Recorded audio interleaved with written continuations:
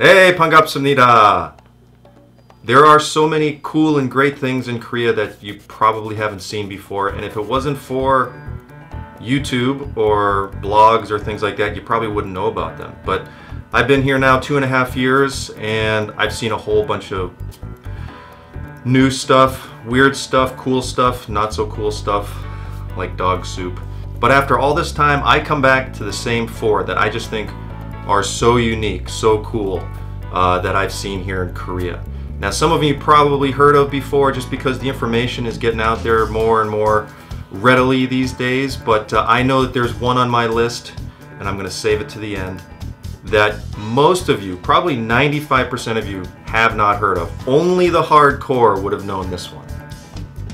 So let's start off with number one. This is something that you may or may not heard of, but here in Korea, when you're eating at a restaurant and you need to get the waiter's attention, there's a couple ways you can do it. You can just yell for them, like saying "Yogi-yo," or there's these little devices on the tables that you're eating at in some of the restaurants, and it's a little button, and these buttons on the tabletops act in a very similar fashion to when you're on an airplane and you need to get the stewardess's attention. You press the button. Basically what you do, you press the button and the waiter or waitress comes running. They have a bell in the back, it lets them know, and they come running for you. Now that is a cool thing. But number two is also kind of related to it. When you go out to eat in Korea, or if you do anything that requires tipping back home, you can just throw that out the window because you do not tip in Korea, and I think that is just such a cool thing. In the beginning, it was really weird for me when I was taking a cab, because when I lived in New York City, you always get used to just throwing on a couple bucks, maybe just a buck for some of you cheapos out there, for the cab driver, and for your restaurant, 15-20% on top of the bill, where there's none of that here. And I think that's a great thing. They just really feel that they're working for their money and they're getting paid sufficiently by their boss. Fighting. Okay, number three, you've probably heard about this one before, but still it's the coolest to me, and it's just an example of how lame people can be. McDonald's delivers their food to your door, as if ordering McDonald's food or going to eat it isn't bad enough.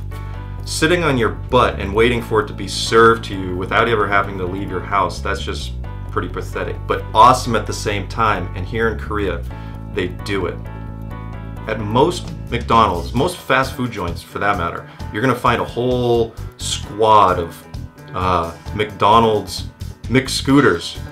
And basically what they do is they put your food in the box in the back, keeps it nice and warm, just like a pizza delivery guy, and they bring it right to your door. Pretty awesome. Okay, number four, this one is very awesome to me, and maybe some of you, you know who you are, the hardcore guys out there and girls that look at the judo videos on my channel. In Korea, you can get a college degree in judo. That's right, a bachelor's degree, even a master's degree.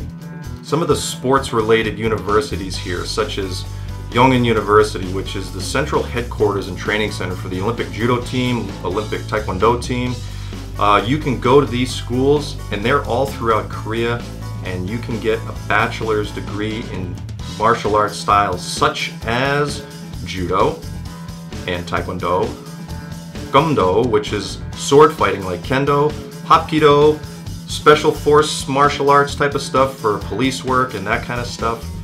And you can get a degree in that, 4 years, and even go on and get a master's degree in some cases for coaching high-level teams like Olympic teams and things like that. Now, I just think that that is wicked, and I would have loved to have applied to Epic and said, yes, I have a bachelor's degree, and it's in judo, so you better recognize. Well, I probably wouldn't have gotten hired if I said that, but it would have been fun to say it anyway. It's fun to think about saying it. But how awesome is that, to take a sport that you love, if you're into martial arts, and to be able to take that to the highest level, not just in training, but also in breaking it down into the granular levels to really understand the full mechanics from an educational standpoint, and getting a degree in that, so that you can go on and continue passing it down to the future students on a scientific level, not just, hey, let's hit the mat and practice all the time. I think that that's awesome. Anyway, that's my list of 4 awesome, wicked things in Korea that are not in America, and you probably will not see them in America for a long time, unless they're watching this video Mr. Obama, and then you could put them into the country for us. But hope you enjoyed it. Thanks for watching. I'll see you next time. Peace.